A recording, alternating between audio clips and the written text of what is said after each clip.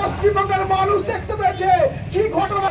নৈতিক অধিকার নেই এই ক্ষমতা থাকার মমতা ব্যানার্জি পাচ্ছে রাজ্য সরকারকে, প্রশাসনকে একের পর এক সুপ্রিম কোর্ট থাপ্পড় মারছে।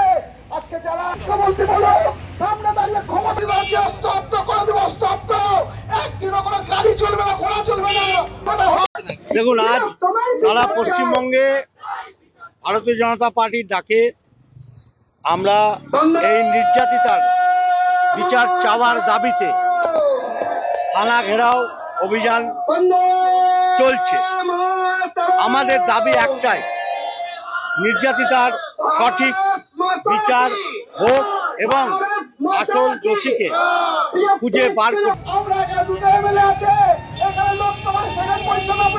আপনি জেলে পাঠান, সারা জীবন এই করেছেন মুখ্যমন্ত্রী, এছাড়া কোনো কাজ করা হলো না। সেদিন রাত্রির বেলায় তাহলে আপনাদেরকে সবাইকে নমস্কার জানিয়ে আমি আমার বক্তব্য শেষ করলাম। একদিন পাথর বাটিটা ভেঙে গেল, আমরা ছোটবেলায় জোড়া লাগাতাম, ব্যবহারে প্রকাশ পাবে। আপনার আগামী দিনে সমাজ সুস্থ সমাজ গড়ে তুলতে